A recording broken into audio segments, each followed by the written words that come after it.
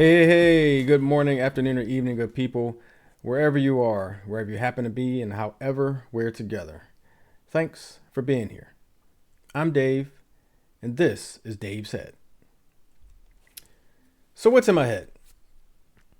I don't typically like to come out of the gate with something sad. This podcast is and has always been about the topics that resonate with my audience, providing factual information on important topics, and frankly, the random things that are in my head. I've talked about various celebrities who've passed on before, family and close friends that have passed on before, and the impacts that they have had on me. The notion really that slowly but surely my childhood is dying off. Earlier this week, we lost an absolute icon. James Earl Jones died this week at 93 years young. A prolific and legendary film, TV, and theater actor, his unmistakable baritone was most widely known as the voice of Star Wars villain Darth Vader, Daddy Vader. King Mufasa in Disney's animated feature The Lion King, and among the long list of roles, one of my favorites, King Jaffe Joffer from the 1988, that is for some of you millennials out there, or Gen X's or Gen Z's, whichever one is the latest one. But the 1988 Eddie Murphy comedy, Coming to America. Little fun fact, side story. I've talked about the first college that I attended back in 95, Mansfield University. And it wasn't until actually yesterday that I actually get confirmation that I was remembering correctly. James Earl Jones actually visited Mansfield University in 1997, I believe is the year. Backstory to that, he actually was roommates, I believe, with a professor who actually taught at Mansfield University. So he came up there to speak on some panel that was going on. Don't tell me what topic it was, but he made the trip to Mansfield University, middle of nowhere, Pennsylvania, or one of the middle of nowhere is Pennsylvania, and came to Mansfield to speak on a panel on the strength of his relationship he had with a professor who worked at Mansfield University. And I always remember the locked in approach, or the way that you were just locked into his voice when he spoke about the various topics. And again, I don't remember what the actual title of the panel was, but I remember he was the star of the panel. We waited for every answer to flow his way, not just to hear the baritone voice, but to hear the wisdom in that voice. And so it's one of those icons in life that you just happen to come across and happen to see. I may or may not have taken a picture with him. I'd have to check my archives, and I didn't have time to do that before this episode. Otherwise, it'd be flashing on the screen right now. But it's one of those moments that, I'm 17, 18, maybe barely 19, and you're face to face, potentially shaking hands, taking pictures with a legend before his legendary status excelled to where it was at the time of his death. And so I always remember that, vaguely remember that, not vividly, but vaguely remember being in the room, hearing him speak, I should say, and just the presence, the larger than life presence that he was. And so 93 years young is something that I hope we all can aspire to, right? I had a conversation this past weekend actually with an elder who's about to have her 90th birthday coming up. And just, because things come into my head and they go right out my mouth sometimes. I said, I'd be happy if I reach 80. And I talked about the background story to that being when I speak to youth and I talk to youth, especially sports or athletic youth, I talk to them, and troubled youth, I should say. I talk to them about the fact that statistically, I am past halftime. I'm past the midpoint of my life statistically for life expectancy. And so my goal is to enjoy life every day. It's one of the things that I preach, enjoy life, because life should be fun. If you follow me on social media, I say that all the time. And my message to the youth is always, or one of my catchphrases, is that life is short, decisions are long. Everything you do today impacts every tomorrow that you have. And so you should make wise choices as the theme of that conversation that I had with them. But the overriding thing there is I talk about how the midpoint of my life I reached based on life expectancy. And so to exceed that life expectancy and live to be 80, which is actually past life expectancy, or in this case with James Earl Jones to reach 93, is a remarkable feat. And so the next few days, the next few weeks, and for a long time, he should be and will be rightfully celebrated for his works in film, TV, and stage. And so rest peacefully to James Earl Jones, and thank you for sharing your gift with this world. I remember when, and I'm dating myself here, but I remember when Michael Landon died. And so you may remember him from one of my favorite shows growing up, Highway to Heaven. He also was on Little House on the Prairie, which I cannot say that I watched more than, commercials about back then. And I want to say Bonanza, could be wrong with that, but I definitely know Little House on the Prairie. He died of pancreatic cancer in 1991. And I remember feeling a strong overriding sense of remorse, as if a piece of my childhood was gone. And I was only 13 at the time. And granted, I was only a couple years away from my grandmother passing away, my first love and my first loss in 1988. And so it hit different as well to see someone. And I was locked in. I think Highway to Heaven only was on the air for 4 years, maybe 5.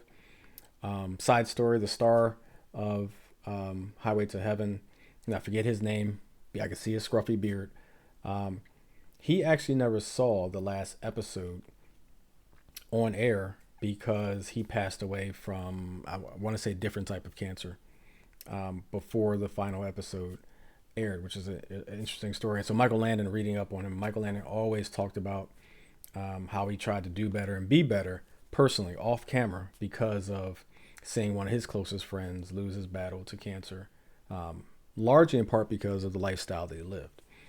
And so him passing away, being so young and being exposed to death for the first time just 3 years before, hit different.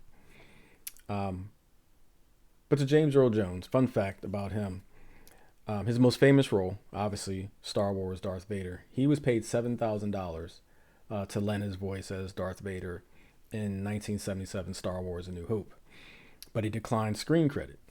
And to speaking to the measure of the man, he declined screen credit for that film and its sequel, 1980's The Empire Strikes Back, out of deference, a word that many people, including youth today, need to learn, out of deference to the actor who played the role on the screen. His name was David Prowse. So he's the one when Darth Vader takes off his helmet, that's the person, David Prowse. But obviously the voice was none other than James Earl Jones.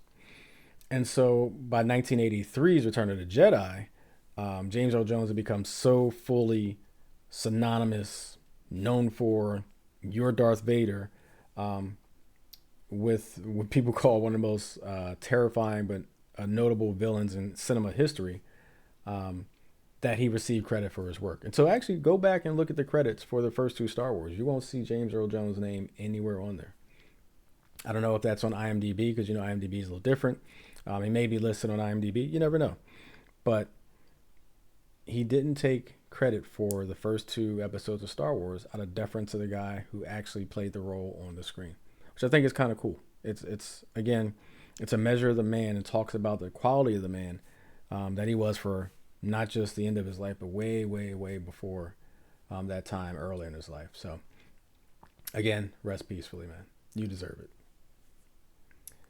The next thing that's on my mind is, here we are, 53 days from an incredibly important election. Every 4 years, around this time, we have this moment. It seems like it just keeps happening every election cycle, right? It's the biggest election ever. Ever. And the one thing I'll say, I don't tell people how to vote. I've talked about the fact that I'm a lifelong independent. Register to vote. If you don't know where to register, how to register, reach out to a friend, reach out to your employer, reach out to your church you go to, reach out to somebody out there knows how to get you registered. I say that because voting wouldn't be under attack if your vote wasn't so important. We just had the first and likely only debate between Vice President Kamala Harris and former President Trump. I've more than made my thoughts clear on how I feel about Trump, so I won't waste time on that topic. But let's take a step back and talk about the event in Butler, Pennsylvania that occurred while we were on our summer break. The assassination attempt. I'll first say I 100% do not condone violence of any form of protest or disagreement. Full stop. Don't condone it. I'd be disingenuous if I failed to mention the irony, however, that a Republican white male used a legally purchased weapon, not a legal or illegal immigrant, not a criminal or a thug, although he technically could be classified as a criminal and a thug, but a Republican white male. Part of the rhetoric in this country has disintegrated to a prevalent demonizing of immigrants, irrespective of facts. If the attempted assassin, would have been anything other than a white male, we'd still be talking about that nonstop every day. My point beyond that is maybe we should look to fix within before pointing the fingers outside. Maybe we should look to fix our internal problems around the economy, greed, racism, poverty, our treatment of veterans, and so many other things before we start to talk about what is essentially a minor immigrant problem compared to the vast, robust issues this country has. We talk about it all the time. The first step is what? Admitting there's a problem. Well, we haven't admitted there's a problem yet. We keep pointing the finger everywhere else outside this country to everyone else but us. Our legislative body, our executive body, our judicial body for sure. We need to do something better. Because all we've done for a long time now, at least in my adult life, is get worse. Demonize, demonize, demonize, promise, promise, promise, and then we'll see you back here in 4 years when it's time for me to do that again. I need your vote. But with Vice President Harris, I do feel like this is an opportunity to pivot. It's a pivot opportunity for this country. I'm all for the best candidate to do the job. That's who I support. That's who I will continue to support. I make informed decisions about who I vote for. I voted Democrat, I voted Republican, I voted Green, I voted whatever the other party was a couple years ago. I vote for the best candidate who aligns with my vision for how I think things should be done. We all should do that. It shouldn't matter what party a candidate belongs to. It shouldn't matter the demographics behind that candidate. It shouldn't. It shouldn't matter at all. It does, don't get me wrong, but it shouldn't. But I will say this, probably for the first time in a long time, despite the fact I'm a lifelong independent, I really hope that Democrats take the House, the Senate, and the White House. Why? And to correct that, take back the House, keep the Senate, and keep the White House. But why? I think it's the only way we'll remotely have a chance at getting progression with term limits. I'm a big, huge proponent of term limits. Term limits in Congress, so in the House and the Senate, term limits on our Supreme Court. We already have term limits for president. We have term limits all across this country, locally, legislatively. We need term limits in our U.S. Congress. We need term limits on our U.S. Supreme Court. The only way it'll get there, have a chance of getting there, is if one party takes control of the legislative branch and the executive branch. Right now, I don't trust Republicans. I don't trust their motives, their agenda. When you write something like Project 2025, I can't rock with you. I'm sorry. But I think it's the only way we remotely have a chance at getting term limits in Congress, getting term limits on the Supreme Court. I think in order to change the norm of the same old tired politicians in D.C., Speaking of old and tired, real quick to pivot, or old and tired appearing, I do commend President Biden for stepping down. I think when you look at what happened with the debate, you look at hourly a seemingly rapid decline, not all the way down, but a definitely step down, right? Think about a step. Something happened there. It seems right. Things can rapidly progress. Think about people you know that were fine one day in a hospital the next, and then gone 2 days later because something rapidly progressed. It's a body. Things happen. It's a mind. Things happen. But I commend him for stepping down. I went to the White House a couple months ago. I can't remember the exact time frame, but I went to the White House a couple months ago and I actually met Joe Biden. I think I talked about it on this podcast. And he spoke to my group. I'm part of the Monday Club, the oldest black social club in the United States. And we went there to be recognized for our community work. And he came in. There was rumors he came in. Secret Service came in, did their thing. But he spoke to us. He joked with us. He looked as lucid mentally as you or me. And so to see that debate and see, things after that, that's a different person than I saw that day in the White House. Could it be fatigue? Could it be, old age? Whatever it is, there was change. And so I commend him for saying, you know what? Yeah, I'm going to step aside. But I think when you look at the history of presidents of this country, with the exception of one, you see the same type of president, a white male. The one exception was a black male. I think it's time to put a woman in the White House. I think we need a woman leading with the full ability and support of the legislative branch, because change takes change to make change. And that's what we need right now. We need something different. We did the Trump experiment. We saw how that worked. But ultimately, it was just another white male as president. And we saw a black male as president. Now it's time for a woman as president. And to those of you out there maybe turning your nose up or whatever, that's your prerogative. I don't think a woman is any less capable of running this country than a man, especially the state of this country. The state of this country as it's been for a long time, by the way. We need a different leader. And so I hope the Democrats sweep their way into the legislative branch and the executive branch. And hopefully do something positive for the people with it, because that's all that matters. If I trusted Republicans and I thought they were better odds to get this done with them, I'd support them. I just don't. And so I'll be holding Democrats accountable if that comes to fruition, if they take back the House, keep the Senate, and win, or keep the presidency. But we're 53 days away, as of today, with the dropping of this episode. Time is ticking. Register to vote. If you don't know how, ask anybody. Keep asking until you get the answer and you figure out a way to register to vote. Make your voice heard. Be a part of the solution.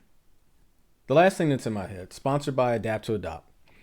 Adapt to Adopt provides recreational support to adopted children and youth through recreational support groups, mentoring programs, sports, and community service projects. For more information, visit rebrand.ly/DHPA2A. DHP, obviously, Dave said podcast, A2A, Adapt to Adopt. Rebrand.ly/DHPA2A. The last thing that's on my mind is family. This could be the theme of this episode, family. This past weekend, we hosted a pretty large barbecue, my TO and I, bringing family and friends together. It was amazing, but exhausting. I played football for 30 years. I felt like I played in a tournament. I felt like I played 7 games of a tournament when I woke up yesterday. We were originally supposed to have this on Saturday. Got spooked by the weatherman who said, it was going to be pouring all day. It did rain for about an hour. Um, and Sunday turned out to be the much better day of the two of the weekend. So we moved it to Sunday, and it turned out to be a great day. But one of the things that barbecue brings are feelings of missing loved ones. Also, the euphoria of seeing so many faces you haven't seen in a long time. Not everyone could come, sadly, but we had, again, an amazing time. As fall approaches, opportunities to gather dwindle outside of football and sporting events and poker tournaments and that type of stuff, things that, the guys get together for. But you start to remember all the great summer moments and experiences of the present and the past. Time is not infinite. If you go look up the Justin Timberlake movie Out of Time, it's one of my recent popular favorite movies. I wouldn't say it's a favorite movie, it's one of my most enjoyable to watch. The concept of having insight into how much time you have on this earth and it counting down to your death unless you extend that time. Um, I'm a science guy, so it's very sci-fi ish, but time isn't infinite, right? And so with less than 10 days until we have the official changing of the summer season to the fall solstice, be intentional with the time you spend with family. We all know too many instances where people wish they would have called or visited or showed up to a function. Don't wish, reach out, show up, and create the memory, because you never know how long you have until all you have is memories. But we had a great time this weekend. Exhausting or not, it was amazing to see so many faces. Saw one of my line brothers for the first time in a while. Met people I had met before. And so it was an absolutely amazing time. My Tia and I, we put on a nice spread. She did a great job. We both did a great job, but yeah, we were both tired after it was all said and done. But again, you can't replace the time with family and friends because tomorrow's not promised. So be intentional. And that's what's in my head.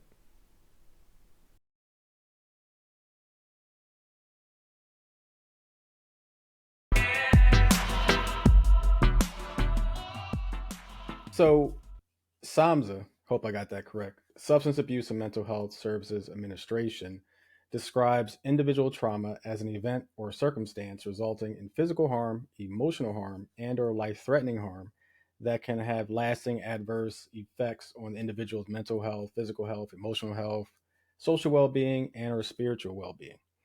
Now, trauma has no boundaries regarding to age, gender, socioeconomic status, race, ethnicity, or sexual orientation. This is what they say.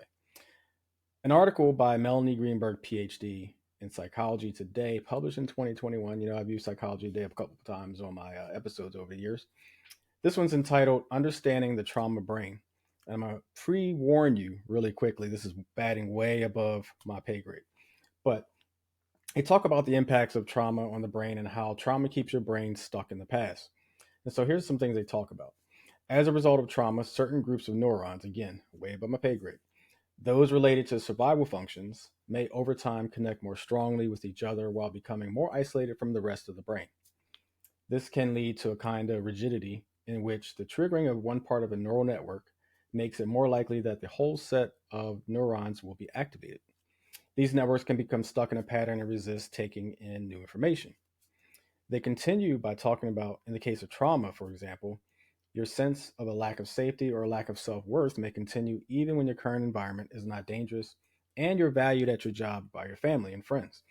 It's as if the new information is not getting to the parts of your brain that store your trauma memory. Now, they talk about trauma makes your strengths and coping tools harder to access. And they talk about unprocessed trauma memories are thought to be stored in your brain in a way that is disconnected from the overall context. When triggered, they don't connect fully to the fact that your present is different from your past and that you have different abilities and choices than you did then. We like to think that we're solution oriented as a society, at least I do. And so I like that she talks about one of the things that I know that I've done, and probably you've done, and many people have done and still do, avoidance. Dr. Greenberg says, quote, avoidance perpetuates trauma based patterns. Facing fears helps you unlearn them. Specifically, you may try to put your trauma memories and feelings into a mental box. We all do that. So that you can avoid looking at them. We all do that. You try to get on with everyday life as if the trauma never happened. You don't deal with it. You may drink alcohol, abuse other substances, suppress anxiety, or escape difficult feelings. You may become sexually compulsive or sexually avoidant. You may overwork, overeat, for emotional reasons, become obsessed with thinness or exercise compulsively. I don't think I exercise compulsively, but I do kind of avoid this dad bod thing. Another topic for another day. Seeking therapy for your trauma is the best option. A trained professional can help you face your traumas in a controlled way and with support. Some therapies that are recommended for trauma include some that I've never heard before, but I'm going to go through the list. Somatic therapy, EMDR, which stands for eye movement desensitization, and reprocessing. Never heard of that one before. Cognitive behavioral therapy, internal family systems therapy, among others. Doing regular yoga, which I tried to start doing last year and I kind of stopped. Meditating and having healthy exercise patterns, try to do that. Or taking medication. I'm anti meds for the most part. Antidepressants can help enhance the effects of therapy. The most important goal, they say, is to develop a mindset of approach rather than avoidance. You need to learn to approach difficult feelings and situations like conflict or intimacy in a mindful way that at your own pace. Trauma gives you an all in or nothing mindset. A gradual strategic approach is the antidote. As you learn the habits of approach rather than avoidance, you will learn that you can function in the face of anxiety. You will learn that the trauma memory and related sensations are not the same as the actual event and can actually be tolerated. Now, I've talked about trauma. I've talked about psychology before. I have different guests on my podcast over the seasons, but I'm talking about it again because I think number one, this is a very important topic, especially as we get out of the summer, and I'll touch on some of that in the next segments of this show. But it's also important because I have a special guest today, and I'm going to introduce Dr. Tiffany Way. We're just going to go Dr. Way for the rest of this way, by the way. Let me introduce her really quickly. She is an international psychologist with a concentration in trauma, has 18 years of experience as a licensed clinical social worker, has dedicated her life to guiding individuals towards healing and empowerment through psychotherapy, is passionate about, quote, helping people navigate life's challenges with resistance and grace. Personally, and something I'm very much looking forward to talking about, she recently returned from, quote, blowing up everything, also, quote, following her heart, and the last quote, going for it. I'm talking about traveling for 11 months. Welcome to Dave's Head, Dr. Way. How's it going? Oh, it's going great. It's going great. And I am impressed with your background research and everything. I I try always to do enjoy that. when people, kind of inform themselves about all the things surrounding mental health. So that's great. But I'm doing great. How about yourself? You doing good? I'm doing good. Speaking of mental health, before we started recording, I'm anticipating the next time I'm not in front of my computer on a beach somewhere. But my mental health is about 80% because I'm that 20% is just on a beach somewhere, like we talked about. It's just not So here with you. Got it's just not here. As much as I respect your time, yeah, that 20%'s out there somewhere. it. But I did introduce you to the audience, but as I always like to do with my guests, I like for them to introduce themselves. So if you could take a moment, tell the people who you are, what you do, and what you're about. Sure. So again, I'm Dr. Tiffany Way. Got that title officially last year when I graduated from the Chicago School of Professional Psychology with my doctorate in international psychology with a focus in trauma services. But prior to all that, originally from South Philadelphia, my undergrad is from Shippensburg, PA, Shippensburg University. My master's is from Temple, and I just talked about the doctorate. Um, and yes, I've been practicing for 18 years. I started in 2006. My first encounter with mental health was at a place called New Visions. Anybody that went to Shippensburg is aware of that facility. Um, Especially if you were in the mental health field, because it was a residential facility for individuals that suffered from severe schizophrenia. And so that was my crash course into mental health. And alongside that, I worked for a company called Roxbury Treatment Centers. And so I have equal experience with mental health and substance abuse. I work them both. side by side throughout my entire career. Mhm. Nice. So I got to tell you, I'm not sure if I knew this or not. I don't know if I knew you were from South Philly because obviously I'm from South Philly as well. Are I don't know. you? I'm not. I say obviously like it's just worn as a badge of honor, but I should have um, known. yeah, I did not know that. What part of South Philly did you grow up? I grew up in like the Fifth and Christian area. Oh, okay. So yeah, I was 16th in Montrose and 26th in Okay. Tasker. Yeah, Hmm. gotcha. Small world, and of course Small. everybody knows Temple. So And you know what? When I was looking at your podcast and your page, and I'm like, where do I know they from? I think we're getting to the age where we know people and we like forget mhm. where we met them. And I'm like, I know you. I just Mm. cannot put my finger on where from. Where from? It's the South Philly. It's a South Philly connection. We're Yeah, all brothers and sisters, no I've matter where probably we are in the seen you in world. passing at some point. Yeah, small world, small world. So I love the phrase in your bio, helping people navigate life's challenges with resistance and grace. And so I want to start at the beginning. Talk about your professional journey. And I know you kind of dove into it, Mhm. but Sure. from when you knew that you were passionate about your profession, how that Mhm. led, how you got into social work, Yeah.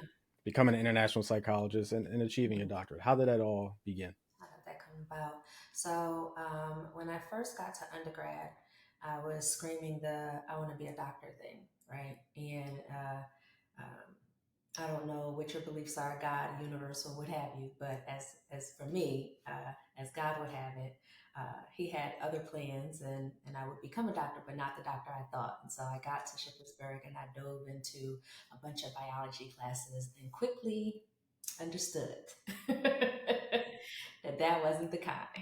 That wasn't the kind of doctor that he was talking about. And so, as a part of my prereqs, I was taking sociology and psychology. And I enjoyed the subject matter quite a bit, but social work was a beautiful combination of both. And it allowed me to study um, people and mental health, but also environment and the social context of everything. And so I got into social work and I stayed there. There was no changing of majors, that was it. But what I found throughout my journey was I was figuring out about things about myself, my community, my family. I'm like, wait a minute, I'm reading about people and scenarios in these books and I relate to them greatly based on things I've experienced and seen, even in those young years. Um, and so I fell in love. I fell in love with the idea that I could help people who look like me.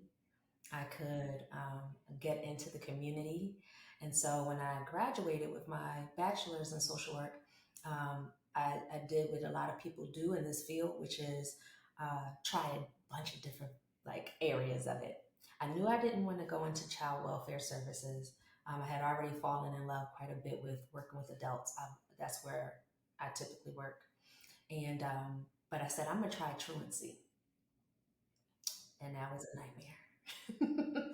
I worked for a company called Corporate Services, and I worked with teenagers that were like truant, and these kids would literally run from me. They would see me and run like down the street because I would go to their schools, and they would like run away with their friends, and I was like, "This isn't going to happen."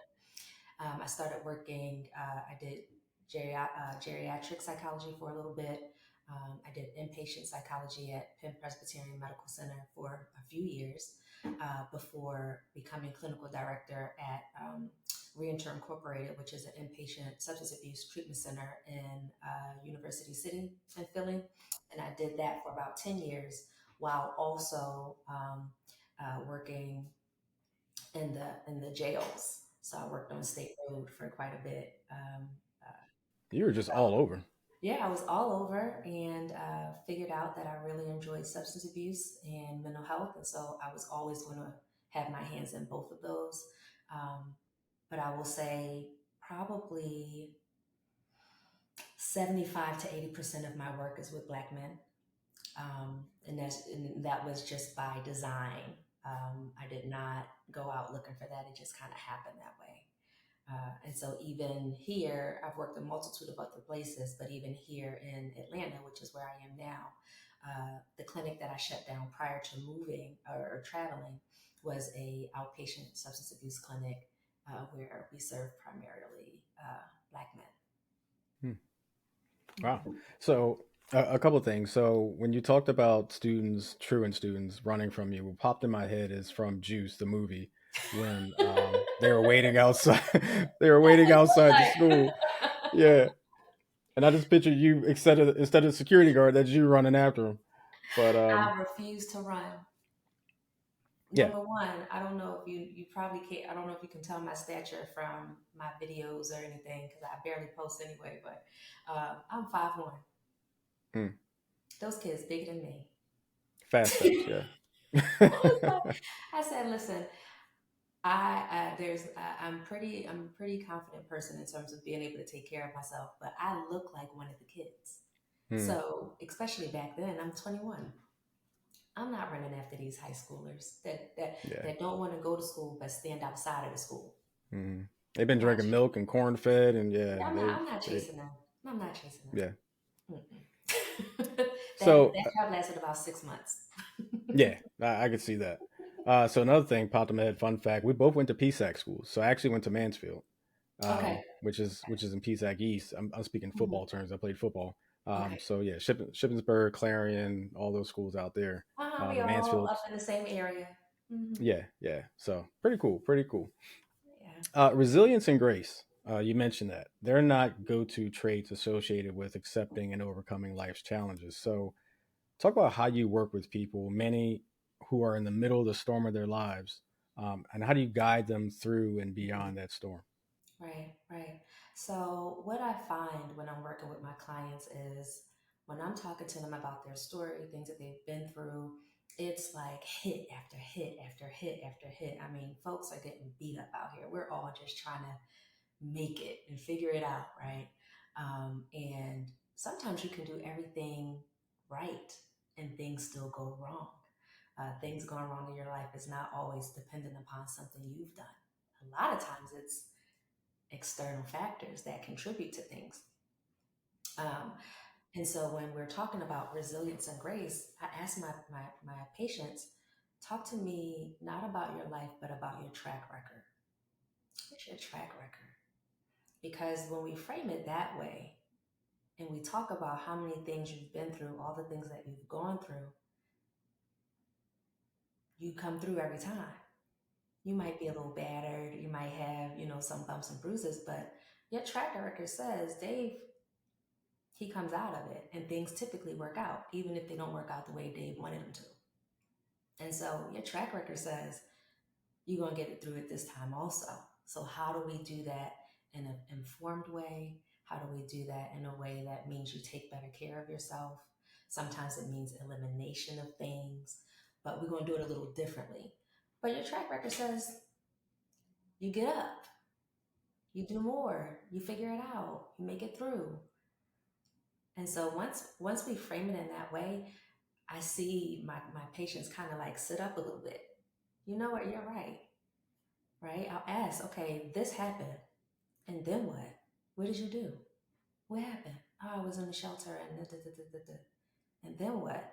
Oh, I talked to this person. I was able to get this. Wow, you used resources. Wow, you used your network.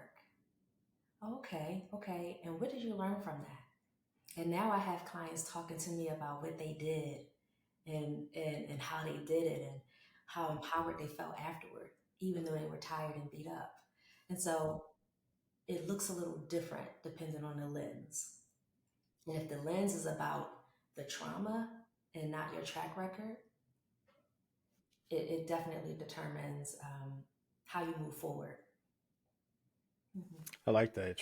So I've never thought of track record as a way to describe the perseverance you've shown, along your journey. Hmm. But yeah, every day you wake up, you got a chance to Yeah. live the life, regardless of your circumstances. So Hmm. I like that. It's not about you didn't phrase it that way, but it's not about your track record. I mean, it's not about your trauma, it's about your track record. It's pretty Yeah. cool. Absolutely. I'm sure that if I sat down and talk to you about your story. I don't know your story, you know, but if I sat down and talked to you about it, I would be able to, within an hour, pull out a sheer strengths coming from Hmm. the strengths perspective, which is one that I love, um, where I would be able to run back to you all the skills you Hmm. have and all the skills you used, transferable ones at that, just by you getting through life, which is Yeah, cool. my story, you need a bottle of wine, a bottle of tequila, and a cheesesteak from South Philly. And probably about 3, 4 hours. But yeah, it would take a little bit. Yeah. Hmm. Hmm. But I challenge you with that framework to think about it and text me what you come up with. Okay. Hmm. Gotcha. Will do. Hmm. So you talked about, I believe the number was 80% are black men, correct? Hmm. Of your Yes. clients. Yes. But thinking about your clientele, what type of clients or type of client do you prefer to work with? What's your Mhm. not to say what makes you happiest, but is Yeah. the most enjoying, if that makes sense? Yeah. So what will probably be I don't know if it would be a shocking or not, but I will say my most exciting and enlightening job with working with Black men was in the jails. On State Road, I worked at CFCF, I worked at PIC. I don't know how much of your audience is from Philadelphia, but you know those places. Oh, they gonna Google it. Trust me. Yeah, uh-huh. Yeah. But I was PRN, I was as needed, and so I would pick up a bunch of shifts. State Road has about 6 or 7 jails, and so you could just kind of hop around, and I would.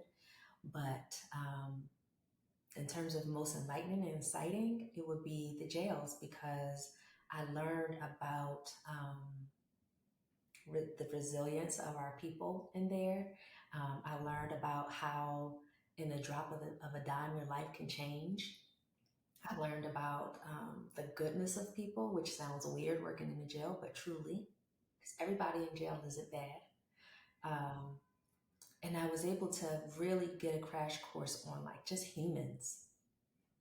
And I would sit and listen to stories and be like, well, dang, how much of this chance did you stand with what I'm listening to, right? And get to connect with people on a human level. I think I developed so many beautiful skills working with them.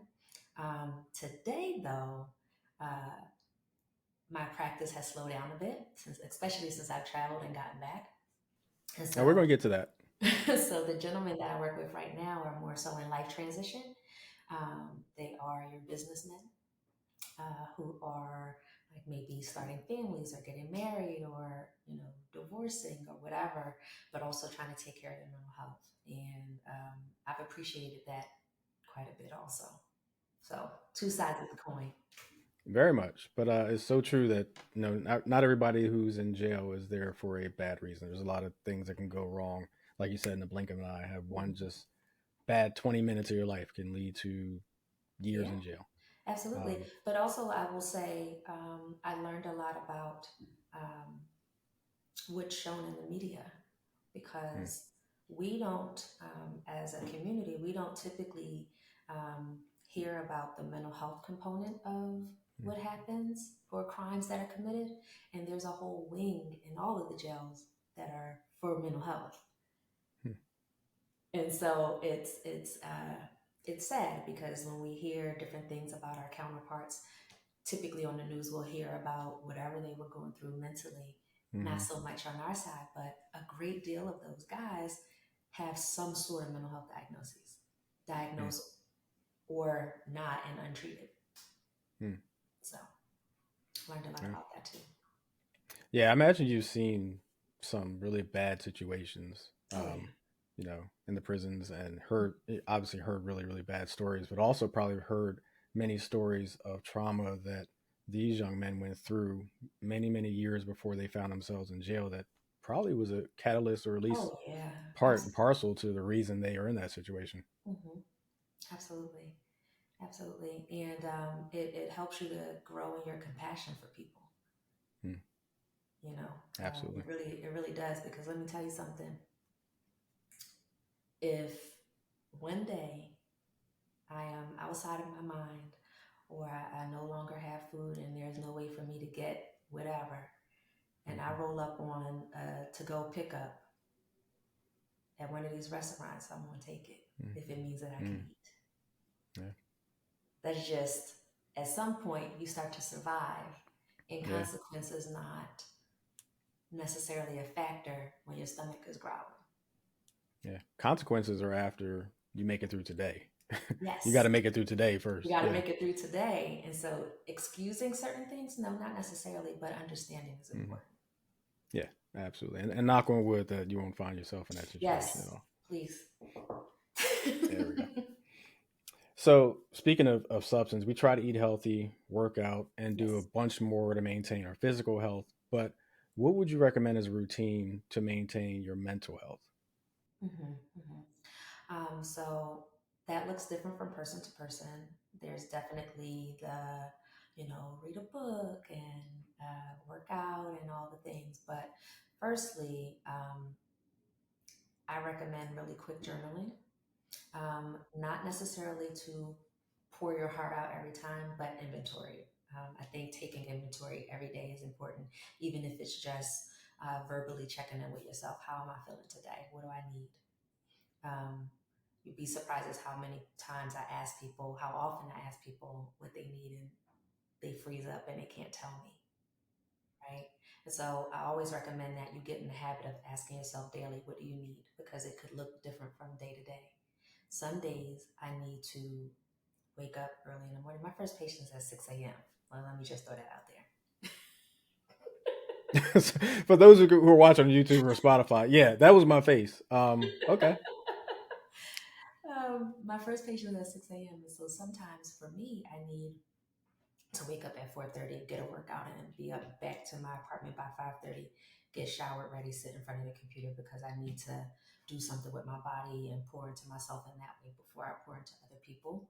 Um, Other days it looks like waking up and making a cup of tea and meditating for a second. Sometimes it looks like reading a scripture and centering myself that way. So, but because I get in the habit of asking myself, what do I need? And then ask myself throughout the day. Sometimes I say I need a nap, and guess what? I'll take it if time allows. And so, just the basics. You don't have to be diagnosed with anything to just take basic care of your mental health, right? How am I feeling emotionally? Do I need to be talking to people today, or do I need a day where I'm just quiet? Do I need to listen to music in the car, or do I need to just listen to the cars pass me? What do I need? And then give yourself that and be empowered enough and encouraged enough to do that, I think is a good start. Inventory. Absolutely. I will say, I call it peopling, where I just go sit somewhere in public. Mhm. May have a cocktail, may have some tacos. If you follow me at all, I love tacos. Um, Okay. but peopling, I call it just sitting there, just people watching. Mhm. Sometimes I'll create an entire narrative in my head as people or a couple or somebody walks by. But it's a Uh-huh. way to kind of detach from whatever is my reality in that moment, Yeah. and kind of decompress from it. hmm Which is why, and I talk about this later in this episode, as fall approaches and winter approaches, even though I'm a winter baby, I'm a hmm summer baby. I love Yeah. summer. Um, hmm and so as we get into the fall and the winter, I can do less and less of that peopling because I'm not sitting out there in 20-degree weather watching people walk Right. in the snow. hmm And so there's that little bit of, that fall gloom that kind of comes like, oh, Yeah. summer's gone. hmm But that's Yeah. one of the things I do to kind of, Yeah. check in. I'm a fan of talking to yourself, so I literally talk out loud to myself. All the time. Um, yeah, All the coach time. myself up, or hmm talk through things. Take hmm moments to do those things. So hmm absolutely co-sign that. Yeah. For Um, sure. People watching is fun. You get creative, right? hmm But you can kind of zone out in doing that and just being Yeah, observant. And yeah, for a second, you don't have to you don't have to think deeply. hmm I enjoy that more than anybody's social media. hmm And if you follow me, you know I don't do that very well. yeah. And so I told you, I was like, yeah, follow my journey, and then posted 5 times. All right. Guess that's a journey. So And much for that. but I'd rather sit outside. I'd rather Yeah. engage with people or get the human connection versus like the social media aspect. But yeah, Yeah. that's cool. I like that And I will information. tell you too, something I used to do, which I don't do anymore just because of the state of the world we're in. Like right now, I have headphones or Bluetooth headphones on. Hmm. I used to do that in public, and I would listen to jazz, and it would be cranked up pretty loud where Hmm. you'd be sitting next to me, and I won't hear you calling me. The state we're in now, I don't do that because I need to be Yeah. aware of my surroundings. But that's something I would do. Put on just random Frank Sinatra, Grover Washington Jr., whatever. Hmm. Um, and just oh, look at that couple. Oh, that's pretty cool. That's an ugly dog. That type of stuff. Hmm. Um, but you know, again, detaching, decompressing, Right. relaxing. It's relaxing to me. Hmm. But last question before I move into your journey, that was only shared 5 times. Talk about, um, and I had a question, but I'm actually going to change the question up. So first, talk about a client that personally impacted you, and the second part of that, talk about the reward or the feeling you get when someone, if this has happened, when a client Hmm. comes back to you and talks about their success story. Oh, sure.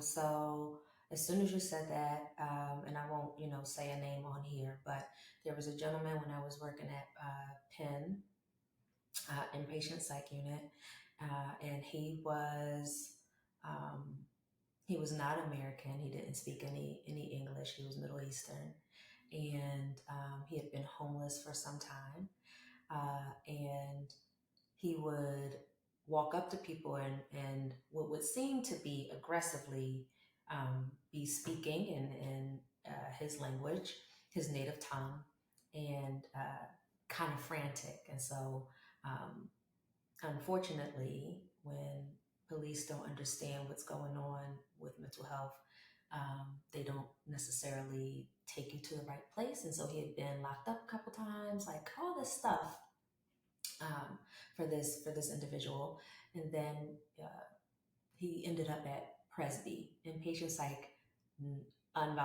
involuntarily committed. And when that happens, you're basically on a 72-hour hold, where you don't get to leave, you don't get to. Maybe you can talk to family, depends on your condition. And I was able to get on language line and sit with him, and through language line come to understand that he was lost. He didn't understand where he was. He was looking for his family, and he had this piece of paper that had numbers on it that didn't look like, it looked like coordinates. It didn't look like a typical telephone number because of how he had written it. And he was just trying to get somebody to help him talk to his family, um, because there was someone in the city that he knew. He just lost them or got lost. Um, and so we were able to decipher the numbers and get him in contact with his family, make a long distance call. The hospital agreed to let us do it because that costs money. You got to ask for that kind of stuff. Hospital allowed us to let us do it. And the demeanor changed instantly. I mean, he's on the phone. You can hear his family yelling into the phone, like happy. He's crying. And all of these things that people had deemed mental health symptoms dissolved. They went away. And it was like, wow, yes, this man was in distress. And because of the situation, has now endured quite a bit of trauma inflicted by other people, professionals, quote unquote. Um, but really, he just needs somebody to listen. He sticks out to me, number one, because it was my first big like puzzle, mental health puzzle to figure out, because this was only my like second or third job out of school. Um, but I got to see the importance of listening to a person. Slow down for a second. What happens if you actually take a moment to listen? Like, no judgment, shut your mouth, just be quiet, right? For a second. Being quiet is not something people do very well with sometimes, and a lot of times. But in that moment, just being able to be quiet and let language line make the connection and talk, ask a question here and there, and put the puzzle together. It was beautiful. Hmm. It was beautiful. Yeah, speaking of listening, there was something in the news recently that involved an NFL player getting detained, and when I watched the police body cam footage that was released yesterday, one of the things that popped into my head is if they both just stopped and listened to each other, that Hmm. whole situation could have been avoided. For a So, second, uh, just to your point, shush. yeah. Yeah. But I will say, not to make light of the moment, but I could tell this was years and years ago, early in your career, because you said the words long distance phone call, um, which we don't Why you even gotta call do. that out? Ain't nobody asked you to. Just saying. I heard long distance. I'm like the 1-800 AT&T card back in the day type of long distance. But yeah, So just nobody saying. needed that, I D. I pick up on these things. Yeah, But it yo, had no, to that's be a like that's a 9 or 10, maybe 2010 that happened. okay. Yeah, I think we were phasing out long distance then. Um, but no, I will say that's an amazing story because I mean, talk about trauma, right? Talk about Hmm. the experience and police. We call them professionals, but we're talking about police. Hmm. Um, think about the way he probably was handled, right? Hmm. After being lost, after person upon person upon person upon person ignoring Right. you in your mind anyway. Hmm. Um, and then you get somebody with a badge and a uniform, and they're probably not being Hmm. Hmm. easy on you either because you're still frantic. De Right. escalation, not a thing half the time. Not a thing. So, and then the amazing part of that is you walk into the situation, speak his language, Right. get him to his people, and Hmm. I'm, Which I'm was sure there were tears all over the place. it was beautiful, but it was disheartening at the same time because America is this mountain pot, Mm. and but the amount of or the lack thereof of cultural competence is insane, especially when we're talking about professionals, and the need to be culturally aware, and have some empathy in situations like that. It's just a lot of situations go places that they just don't need to, whether it be because the person isn't from here or they are from the states but they're a different ethnicity or culture than you. So, I got to use that one. Cultural competence. mhm. I'm gonna hit somebody with that one day. So the second part of that is talk Yeah, about the success stories when a client comes back to you yeah, weeks, months, years later, and hmm, says, "Hey, because of you, I'm now here." yeah. Honestly, outside of helping people, because that's my first love, I always say that even if I hit the lottery tomorrow, I'll have my hands in mental health, and service work somehow, some way. Because I mean, I look at my schedule for what's coming the next day, and I'm excited to talk to my patients. Like I really enjoy what I do. I always do it. Um, but the success stories is what makes it like really worthwhile sometimes when you are doing crisis management, when you are dealing directly with trauma, when you are encountering people who don't know their track record and keep getting knocked down over and over again. Um, Hearing the success stories and the impact that I've been able to make really, really keep me going. They keep me going big time.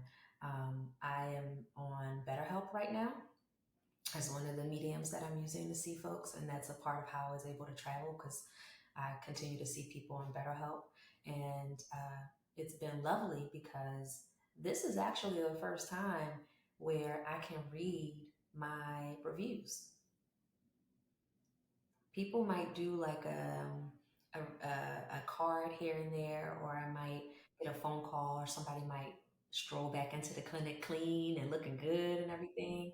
And that's awesome. But with that platform, I actually see what people write about their experience, and I tear up every time because I just come in and do my job and connect. And you don't necessarily know how you impact people, and so that's been really a godsend for sure. Mhm. Two quick things. One, just an idea popped in my head. You could like it, not like it. Um, those reviews, print them in a book. Just put them in a coffee table book. All of the positive reviews that you That's a get. wonderful idea. Hmm Just popped in my head. Like something you're just sitting there, gloomy day, rainy day.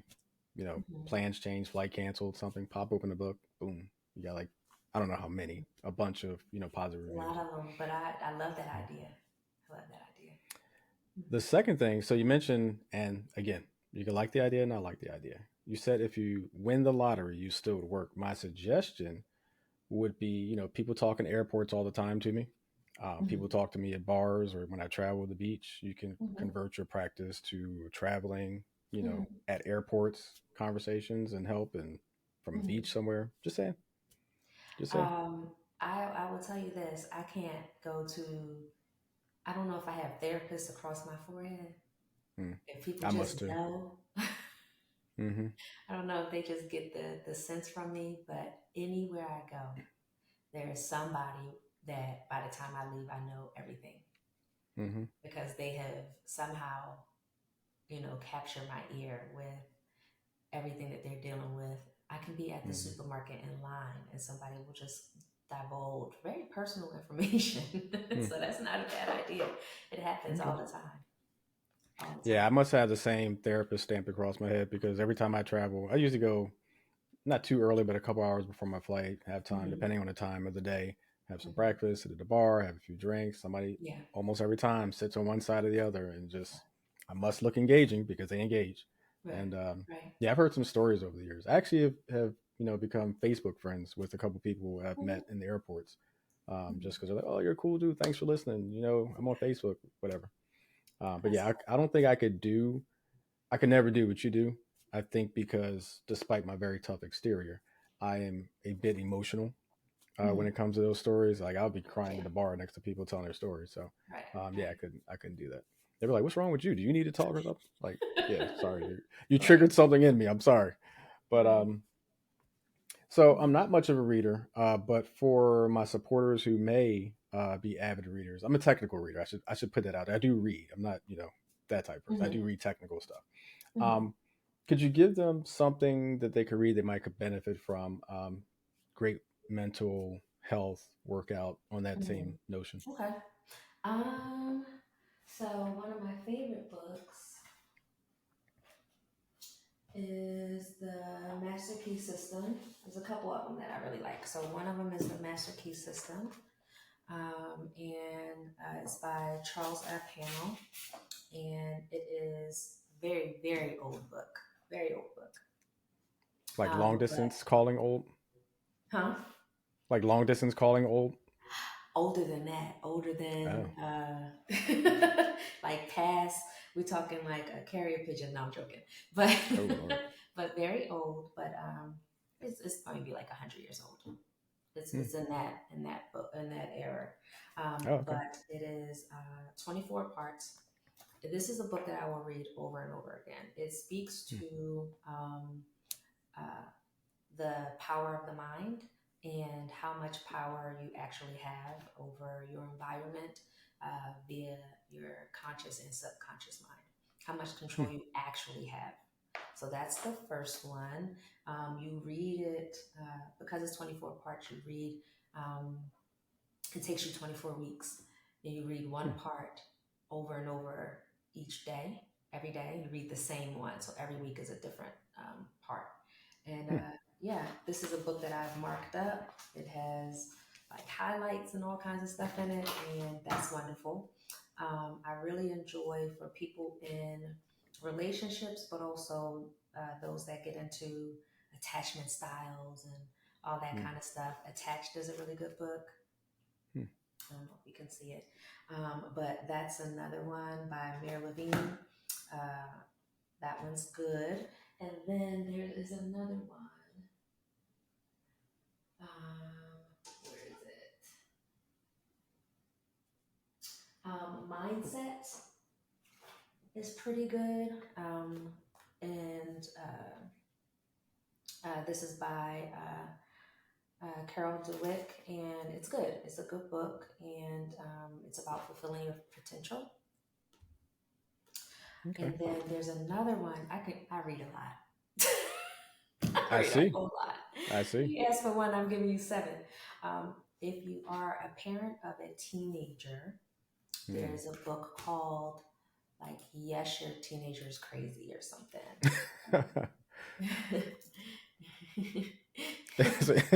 Sorry, it's an interesting title.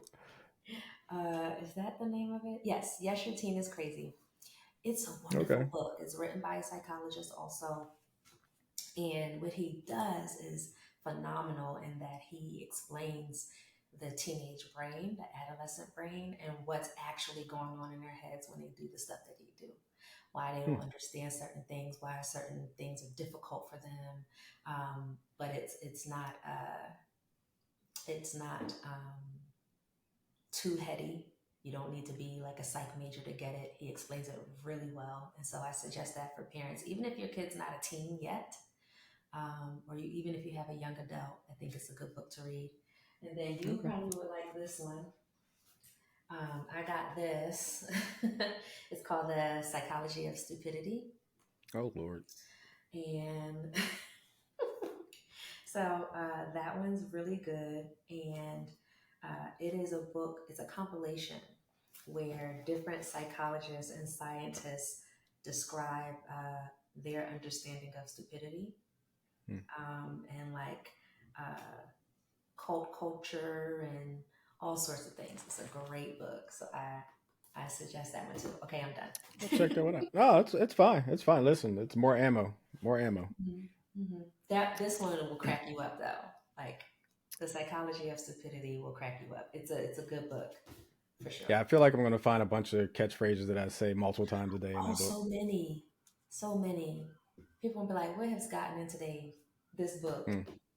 And they don't They they say don't that. they don't skimp on some harsh language from time to time. So you might really like Okay. All right, it. wait. They do use harsh language? They do. Oh Mhm. yeah, I definitely will like it.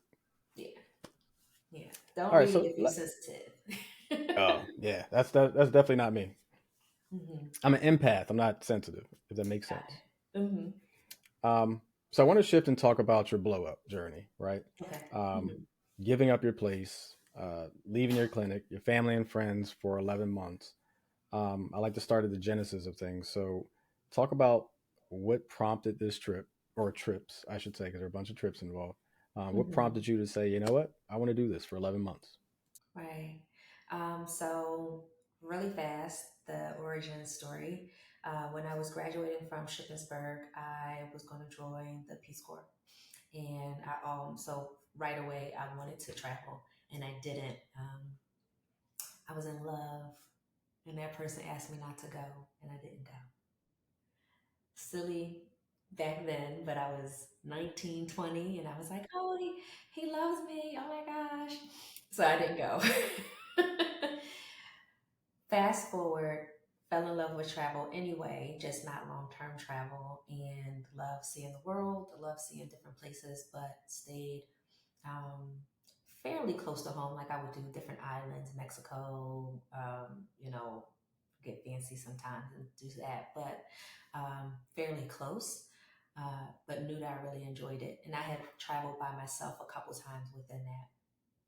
Fell in love with seeing people in different cultures and stuff. Found the international psychology program, and it was like, oh my God, this is full circle. Like this makes sense. A part of that program, I studied a little bit in Germany and in Peru. My dissertation and project and everything was done in Nicaragua. So school, my PhD program also allowed me to travel quite a bit and connect with people. So that was great. Then, when I got done, this was a 6.5 year process with the doctoral program. I got finished, and everybody's asking me, "What's next? What's next? What's going on? What you gonna do? What you gonna do? What you gonna do?" And that question was so heavy to me, because I'm like, "Wait, I've been in school. I don't even know how many years. At one point, I did count, but a lot. And from pre-K up until the doctoral program, I've been out of school 1 year. I took a gap year in between my undergrad and my master's program. Outside of that, I've been in school. So that tells you something.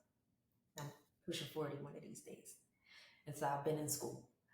Um, so I have a bucket list. I've had a bucket list for some years. And I'm scrolling on it because it's kind of long.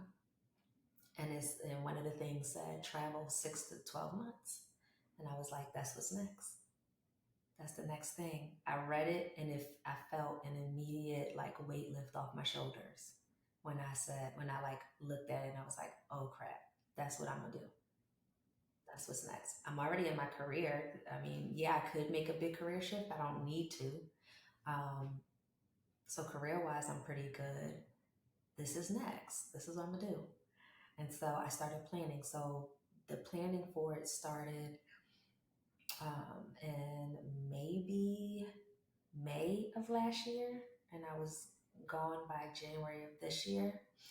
The plan was to be gone for 11 months, and I decided to chop it in half. And so I traveled for 6, and then the plan is to travel again next year. So I'll be not as long though, maybe 2 months at a time, where I'll be on the continent of Africa for a couple months. So this go around was Europe. Very nice. So talk a little bit about the complexity of the planning because you went to how many different countries did you go to? I went to 12, I want to say. I went this trip, I think, was 12. I could be wrong. So the complexity of it, I'm very organized person. I live by this. Everything is written down. I'm a handwritten schedule girl. I don't do the electronic stuff. And so you know, I sat down with a pen and paper at first and started writing out places I'd like to go. Started doing some research in terms of non-citizen travel, with all the stuff that has happened over the years with the EU and all that stuff. And, I did some research on like Schengen rules and where I could be for how long, uh, based on my passport, because it looks different from country to country, obviously, as a traveler. And what I figured out was I could be somewhere for certain countries. I could be in Schengen countries for 90 days, non-Schengen countries for 90 days. And then I need to come back. I could only be in Europe for 6 months. That was the cap. So I started planning based on that information, and kind of just went from there. By the time I left, I had all the places figured out. Uh, I would say 75% of the Airbnbs that I was going to stay was already booked. So that's the beauty of um, planning in advance, because I would just find them. If I really, really liked the place and I did some research on the area, I would go ahead and book. Um, I went that route because I didn't want to stay where like tourists were. I wanted to stay like with the people. So I could like be at the grocery store talking to random folks and, really get a sense of what life is like for people. Um, and then I came up with an itinerary, a written itinerary. I did it in my notes section and I sent it to my friends. And I said, listen, these are the places that I'm going. It had addresses and everything. So if anybody is in a taken situation, you could come find me. You know where I'm Hmm. supposed to be at. Just get Liam Neeson. That's all you got to do. Yeah, you can come get me. Um, Even down to like everything was air tagged. Mm. Okay, there's not gonna be a where's Tiffany situation. People could follow me on their phone if they wanted to. I share my Apple location for everything, with my mom and a couple of my really close friends. Um, and then I was set. I was ready to go. I was ready to go. And there were some spaces where I made adjustments toward the end. And I actually enjoyed that a lot, like last minute changes. So that was cool. Uh, I traveled some places via bus, like long bus rides to really see the country. That was cool. Um, but yeah, it wasn't as hard as you might think. It was like planning any other trip. So I imagine luggage wise, like Eddie Murphy coming to America, things just stacked on top of cabs. Like how One did you how suitcase, did you one pack for this medium trip? suitcase. One medium suitcase. That's it. One Wow. medium suitcase. Um, I Vacuum bags. I use compression cubes. Okay. I use compression cubes. I got them. My luggage is from Monos, and so are the packing cubes, and they're good. They're really like sturdy. Hmm. Um, I got like the hard shell case, just because Yeah. I've seen how they throw the bags Oh yeah. Yeah. um, with the TSA lock and all that stuff. Um, but that was it. There was a backpack packed inside of the suitcase that I would use for like different things, but that was Mm. all. Mhm. Now, did you ever feel unsafe at all? No, Nice. not once, which is the interesting part. Not once. I Mm. feel like a few things contribute to that. Again, I'm from South Philly, and that's not saying anything, anything crazy, but if you can grow up in, a large inner city, it's not a Yeah. whole lot that scares you when you travel places. You've seen certain things before. And so Hmm. I'm not walking in a dark alley at 2 in the morning Yeah. because I wouldn't Yeah. do Your that at street home. smarts is a little up there. You got Yeah, street smarts. street Yeah. smarts, like Hmm. there's certain things I'm not doing even in America. So I'm not going to go Hmm. to another country and all of a sudden lose my wits, you Yeah. know. So I practice just general safety. Spain was the only place that I drove. Everywhere else, I didn't. Hmm. Um, and that was fun. I got lost a bunch of times, and that was fun. Nice. Um, that was a good time. But I think most of all, I was treated so beautifully. I was Hmm. treated well everywhere I went. Yeah, I was Everywhere. going to ask if you ever felt like a tourist, like some places you go where people just staring at you, and Yeah, I mean, or people are people just running up scared. to you like you Michael Jackson. People definitely stared. Probably most when I was in the Balkans, and so um, I I was in Spain where there's a bunch of brown people. I was in London where there's a large, uh, black and brown population. So I was in different places where seeing me wasn't like this, anomaly. It wasn't like this Hmm. crazy thing. But when I got to Montenegro, when I got to Mm. Albania and Croatia, now people are seeing me in the smaller towns where they maybe haven't seen a black person in person, right? Mm. On TV, yeah, but in Wow. person they haven't. And so definitely some stares, but the stares were more like admiring. They Mm. weren't like, "What are you doing here?" And so maybe some longer than normal stares from the men. And the women just, it didn't, when they stared, it didn't look like, it wasn't like rude. It was just like, Mm. who's this person kind of thing. Hmm. And I smile Okay. all day. So I'm pretty unassuming for the most part. Yeah. Yeah. I don't look like I pose much danger. So I'm sure, maybe the experiences are different from person to person. Gotcha. So, Mhm. what was your most memorable or favorite moment, and what would you say was your worst or least favorable moment from your trip? Um, oh gosh, there's so many things. I had such a wonderful time. Mm. I would say, well, just a, I don't know if I can pick a favorite, but I will say my most peaceful moment was in Tenerife. That Mm. was the first place I went. I was there for 2 weeks, and I was off of work for 11 of those 14 days. Mm. And my Airbnb was literally on the side of a mountain. Mm. And I just like watched water Yeah, and that sounds amazing. oh, it's perfect. I mean, I would close the sliding doors to the terrace and would still be able to hear the ocean even with the doors Mm. closed. I mean, I was right like above the sea. It was perfect. So that was great. Um, yeah, that was the most peaceful, like the whole time. But then there were other moments where people were super sweet and accommodating. I think I was treated the best in terms of people being super kind to me between Croatia and Albania. It's a toss up Mm. between those two. I mean, people were just kind and would want to talk to me.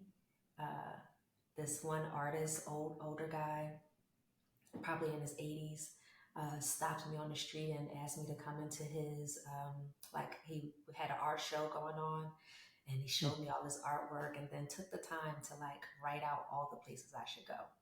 Like, why'd Nice. you do that? Like, Yeah. it's so nice.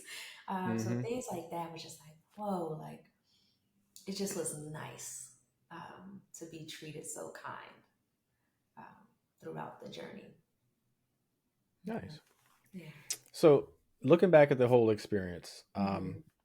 the brainstorming, planning, execution, even the ad libbing towards the Hmm. end. Hmm. What did you learn about yourself from this experience, and how will you potentially, maybe, maybe not, use what you learned going forward? Hmm.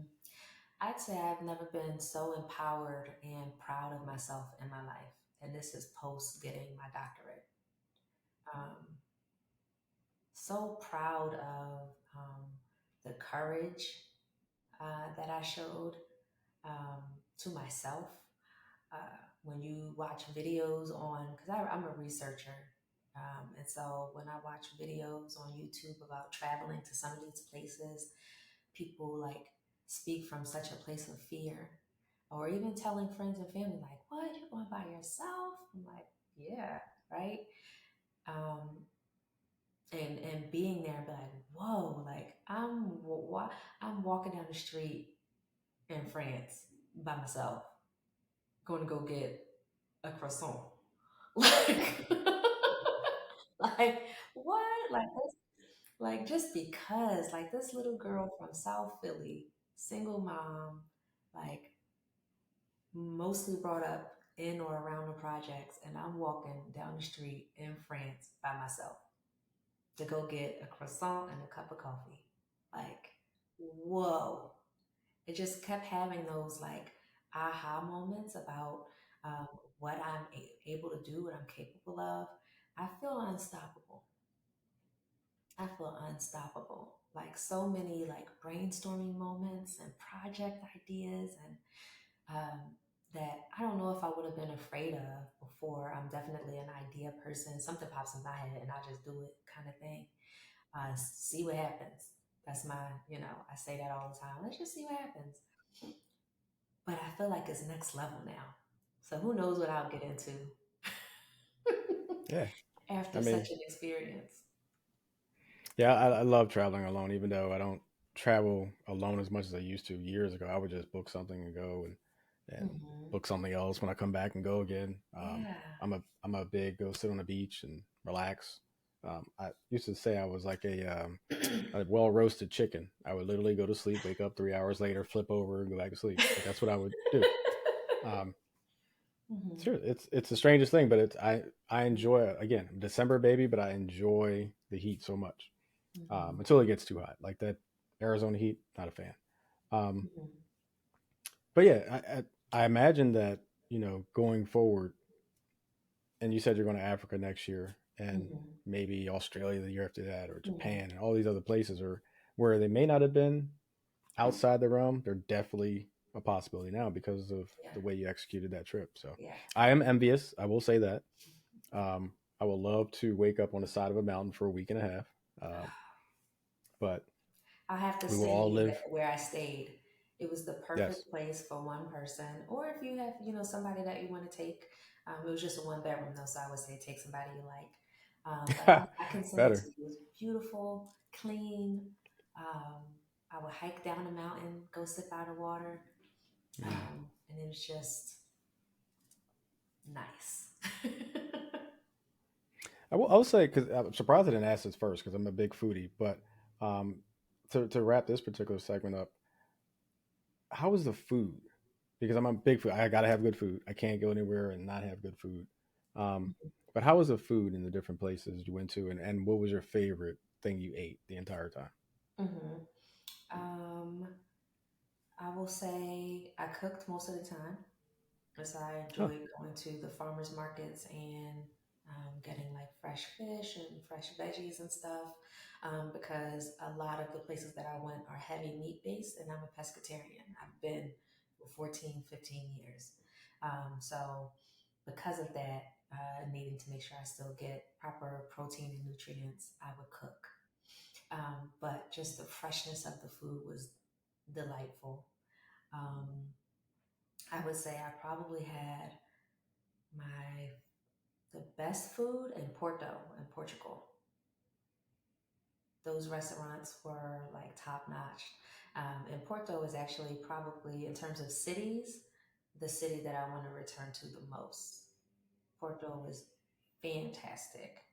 As soon as my friend and I, because I had one of my really good friends met me in Spain and traveled with me for a month. She stayed with me for a whole month and traveled to like 4 countries with me.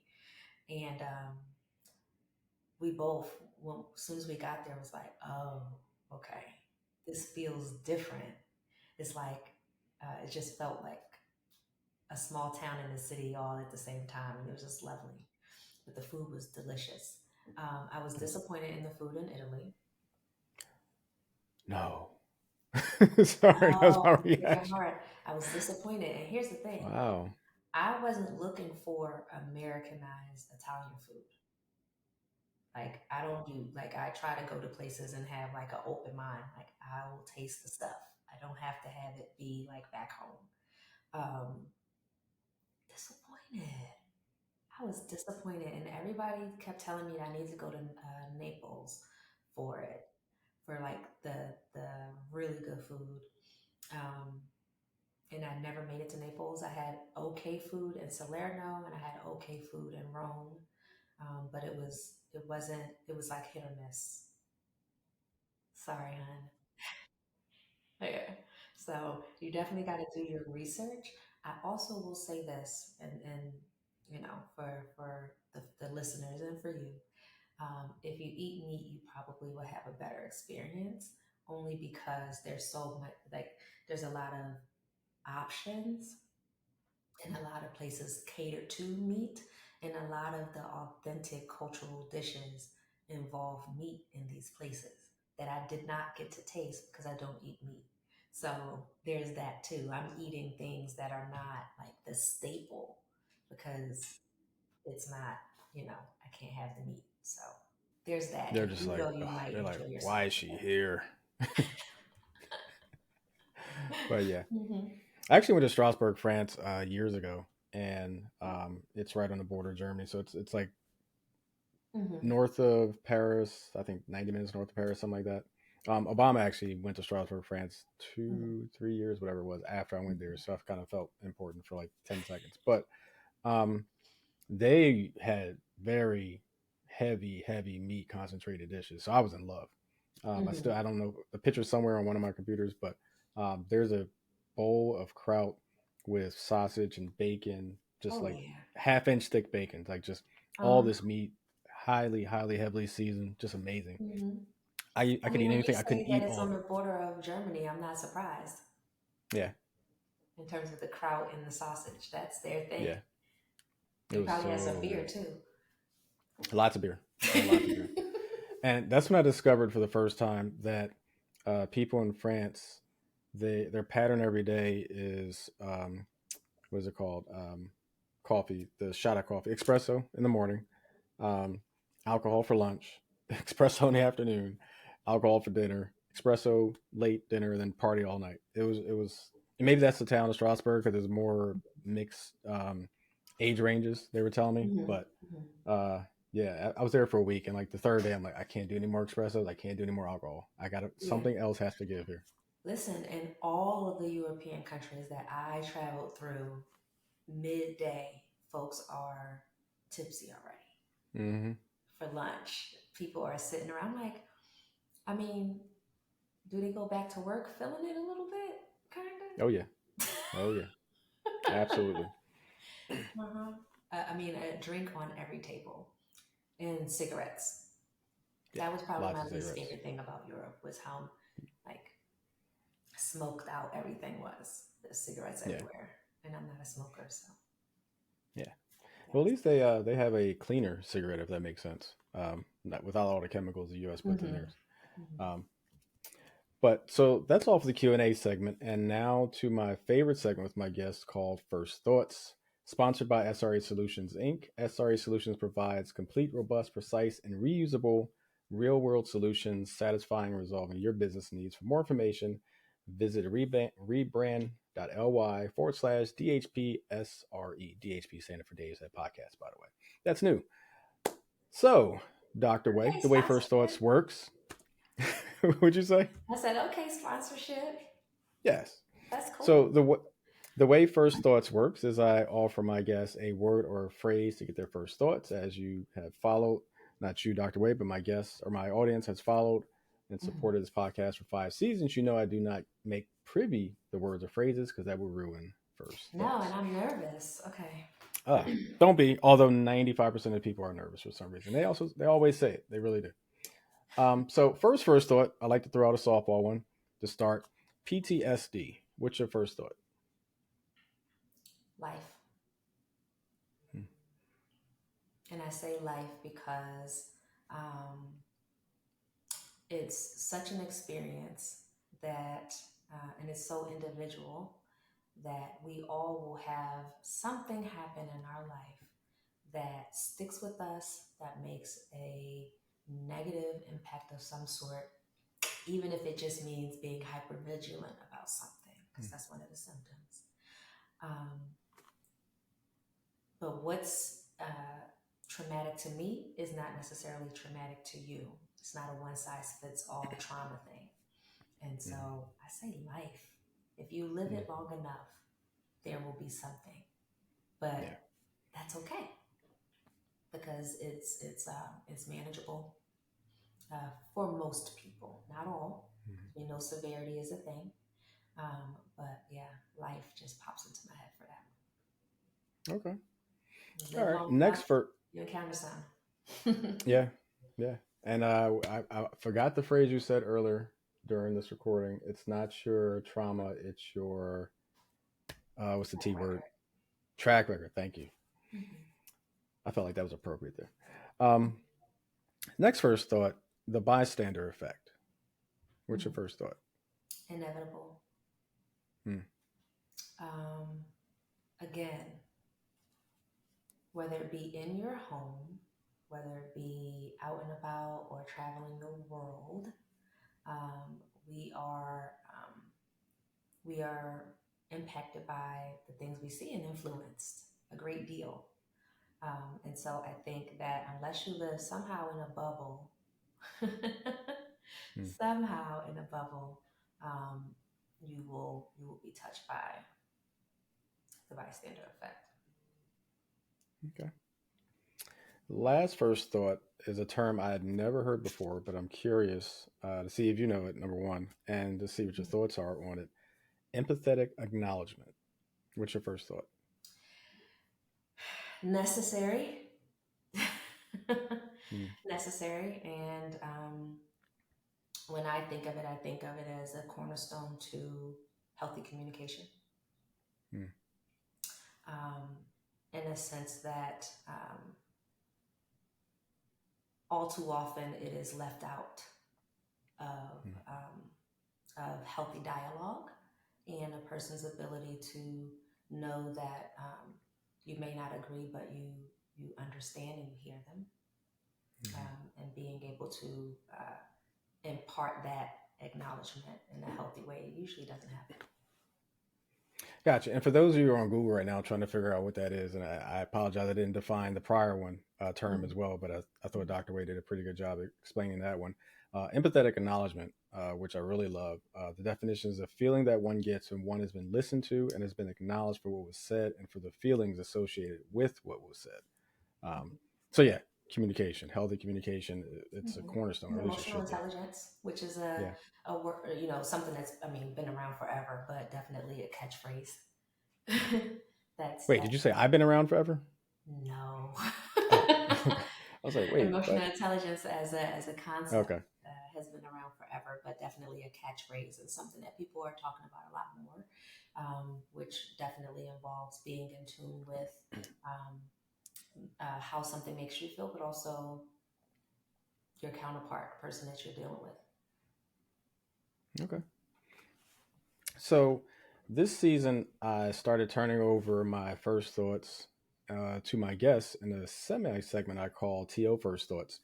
What that is instead of me offering you an additional first thought, you get to throw one back at me to get my first thought. So, Dr. Way, what would your first thought for me be? Mental health. Mental health. Taxing is the first thing that comes into my mind. Mm. Taxing because it's constant work. It's Mm-hmm. constant adjusting to life. It's constantly showing up, whether you're ready for it or not. Mm-hmm. Um, it's constantly, sometimes, well, not constantly, but many times, being the bigger person, Mm-hmm. swallowing pride, accepting your limitations. It's Mm-hmm. all the things that every single day you have to engage your mind to say, I need to do this or do that, or allow this or not allow that, Mm-hmm. or be this or not be that. Right. Um, it's a constant job. So when you don't get paid for every day, but it's a constant job. Mm-hmm. Mm-hmm. Yeah, that would Right. be my first thought. Okay. Awesome. And the way to work on my mental health are beaches and tacos. That's what it is. Tacos and who? Beaches. Beaches and tacos. Oh, that sounds Yes. wonderful. Yes, I, Yes. I, I, I would prescribe that for you. I Yes. would. Absolutely. Everyone should have beaches and tacos in their life. I agree. I agree. So, Dr. Way, this was absolutely amazing. Hope to have you back again, whether it's this season, only 5 episodes left this season, or next season, or Mhm. anytime in the future. Feel free. Yeah, But absolutely. before I let you go, as Mhm. always with my guests, anything you want to promote or talk about, feel free to do so now. I would say that I can be reached at info@drtiffanyway.com if you are interested in a consultation, a free consultation for my services. We will talk for about 15 to 20 minutes and I'll see if there's any way that I can help you. And then that's also how you would book individual sessions through me. I'm also on the BetterHelp app. Although my schedule is a bit limited on there, I'm only on there 4 days a week, 6 a.m. to 1:45 p.m. And so, if you're an early riser, you might have more luck with me on there. So you can find me very easily there too. Okay. And if you want travel advice for how to just pick up your life and just go Yeah, go sail away, somewhere, blow it up. You can definitely ask me about that too. I talk to people about life transitions and things like that all the time. So, yep. actually, you should get a T-shirt made that says "Blow it up." I recommend it at least once in your life. Yeah, I mean it's not something that's a far fetched idea. I think mental health, right? Just take the time and reset. Some people can reset by going away for weekends. Some people need 5 6 months. Some people need just a whole year. Right. Um, reminds me of the one couple who cashed out all their retirement and just did cruises all year nonstop. Mm-hmm. It's more than one way to skin a cat, right? Right. Right. Yeah, I think you should do it. I hope that you come up with something that means that you um, uh, travel a bunch, and maybe it means taking Dave's Head on the road and interviewing folks during your travels. Yeah, set up in airports. Okay. You in these airports, maybe you need to Listen, get a contract with the airport. You might get some flights out of the situation. listen. Is any way I can be out? Right. Deuces. Right. But Dr. Way, very much appreciate you stepping into Dave's head and take care of yourself. Have a great year. Of course. Thank you. You too.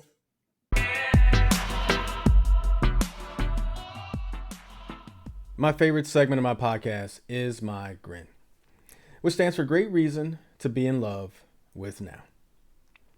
Before we talk about the great reason to be in love with now, check out my partner Opus Clip. Opus Clip is the #1 AI video clipping and editing tool that repurposes your long videos into viral short videos in one click. For more information, visit rebrand.ly/DHP Opus. That's rebrand.ly/DHP OPUS.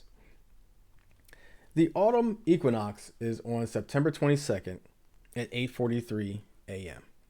Now, for those of you that don't know, the equinox are the only time when both the northern and southern hemispheres experience almost equal amounts of daylight and darkness. But for some people, like me, Autumn signifies the end of the hot, sweaty summer that we all love, or at least I love. For some people, it's not a time to rejoice, as we know the cold days are in front of us. But we can also look at the positive and look at autumn as a great reason to be in love with now and celebrate it. SimplicityRelished.com posted an article in 2015 entitled 8 Ways to Celebrate Autumn No Matter What the Weather Doing. No matter what the weather's doing, excuse me. Authored by Daisy Rosales, where she discussed her longing for autumn and ways to celebrate it, even if you're someone like me who doesn't love it. Now, the article actually says 8. We're only going to talk about 7 because number 8 is kind of a self-promotion thing and I don't have a partnership with her, so I'm not going to promote her stuff. But go look at the article, you'll see what she promoted. Kind of supporting her anyway. Number 1, she says start eating seasonally. Eating seasonally is not only cheaper, but it helps to feel as though we're all part of the same harvest. The squashes and the other fall, winter produce that gets grown every year. Corn, I think, is maybe one of them. Start eating seasonally. But she's right. Seasonal fruits, seasonal vegetables are cheaper. Think about avocados. We had the avocado panic a couple years ago because so many people were eating them, and then they carried on to out of season, and the prices of avocados skyrocketed. Stop eating my avocado, by the way. It's for me. Thank you. But number 1, it's economically wise to eat seasonal produce. It's healthy, especially from a farmer's market or a produce junction we have up here, that type of thing. So yeah, start eating seasonally. Number 2, enjoy earlier mornings. She talks about her mission to get up earlier and get outside for a brisk walk. As part of her morning routine, she rises earlier to go on a stroll and enjoy the cool morning air. Now, you heard my guest, Dr. Tiffany Way, or Dr. Way, talk about scheduling clients at 6 o'clock. I think this aligns with that because you got to get up pretty early to have clients at 6 a.m. But I actually try to recreate my pattern that I was doing years ago, where I'd get up and the first thing I would do is work out to get my day started, whether it's going for a walk or physically working out. I did kick that off last week, and then I kind of had the busy weekend with the barbecue and all that. And so I kind of didn't do that this weekend. And now I'm really sore. I'm kind of getting better day by day, so I'll resume it probably later this week or next week. But there's the old saying, early to bed, early to rise makes a man healthy, wealthy, and wise. Well, I tend to go to bed late and I tend to wake up early, so I'm not sure how that will work out. But taking advantage of early mornings, especially when you get the fall, cool air, a nice breathe, unless you have allergies, and make sure you do your spray or take medicine or whatever you do, flush. But enjoy your earlier mornings. Number 3, wear fall colors. Now, she says filled with navies, reds, grays, and mustard yellows. For the ladies, she talks about pulling out her darker lipstick. I don't know how that works. You wear darker lipstick in the fall and brighter in the spring. I don't know what this means, but that's what she talks about. I don't really change my wardrobe fall, the spring. I wear white after, I think, Labor Day. You're not supposed to. I don't follow fashion norms. So that's all, y'all. Wear fall colors. That's what she says. Number 4, okay, this is probably my least favorite of her ways to celebrate autumn. Put that pumpkin spice latte, PSL, she says, on ice. Pour your chai tea and pumpkin spice latte on ice and enjoy the flavors. Number 1, I don't like pumpkin anything to drink. I do like chai tea. Actually, I should say I love chai tea. Both regular black chai tea and vanilla chai tea or flavored chai teas. I'm a tea drinker, not a coffee drinker, although I do espressos. But I do like the idea of icing a chai tea or a chai tea latte. That's kind of like a shift from, the summer norm if you don't do that thing. I kind of like that idea. I just don't like the pumpkin spice part or the pumpkin anything part. And the fact that, as the fall comes, all the pumpkin everything comes out. I get it. Some of you people like it. Enjoy it. Not for me. Number 5, she says, decorate with fall textures, scents, and hues. Decorate with flaming reds, yellows, and purples. Also think about fragrances. She talks about a pumpkin chai candle. I'd say there are other scents out there besides pumpkin that you can put in your house to give you a fall feeling. She seems to like pumpkin a lot. Number 6, I love this one. Absolutely love this one. Start testing Thanksgiving recipes. Simply the act of putting these dishes together brings about the festive feeling, no matter what temperature is outside. Thanksgiving meals tend to be variations on a theme, but that doesn't mean, I'm going to repeat this, that doesn't mean it has to be the same every year. You don't have to put the same spread out every year. Mix it up. I love to do lambs. I'm not a big turkey eater, so I'll do lambs, I'll do ham, I'll do turkey as well, but I'll take it on and off the menu. Mac and cheese, yams, greens, that type of stuff. The staples. And of course, if you're around me, follow me on social media, I do my pies every year. I actually do ship across the country because I freeze them, deep freeze them, vacuum seal them, ship them in priority mail. You get it in 2 days. It won't even be thawed out by the time you get it because I do it like, here's the pie, throw it into the truck, it's on the way. So I go to the end of the day for the post office. But anyway, start testing your Thanksgiving recipes. Also, especially if it's, say, your first time cooking Thanksgiving dinner for your family, your friends, significant other, test that stuff out. Because the worst thing that can happen is you put some crap out there and people are like, I'm not eating this. I'm going home hungry. I'm stopping at Wawa or 7-Eleven or something like that on the way home on Thanksgiving because your food sucks.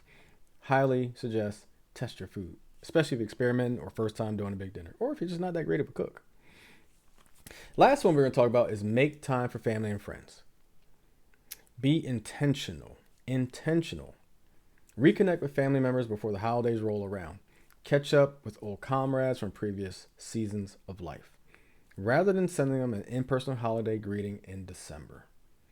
The possibilities are endless. Let's come back to the first 2 words. Be intentional. Make time. I talked about time not being endless, not infinite. Holidays in the fall are a great time. If you have relatives that love football, getting together, watching the games, the holidays coming up, with Thanksgiving, even Halloween. Have a little Halloween party. Make time for friends and family. Use it as an opportunity to kind of get them away from the hustle and bustle, especially if they have children going back to school, or maybe the opposite. Maybe now they're empty nesters because their young adults are back in school and so now their house is empty. A chance to reconnect because they've got more time on their hands.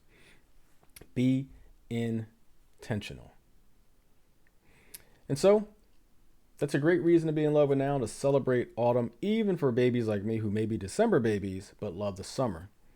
So start eating seasonally, enjoy earlier mornings, wear fall colors, put that pumpkin spice latte on ice, decorate with fall textures, scents, and hues, start testing Thanksgiving recipes, and making time for family and friends intentionally. Check out the website where you can check out this article, 8 Ways to Celebrate Autumn No Matter What the Weather's Doing, on simplicityrelished.com.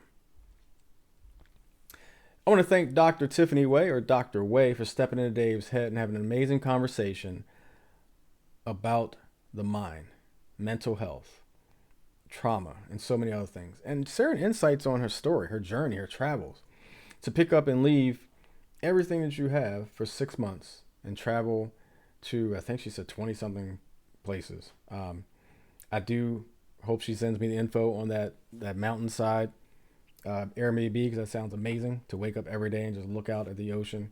Probably the view or the ambiance of it, or just the angles of it, probably looks like you're almost ready to step out the door into the ocean, or jump technically.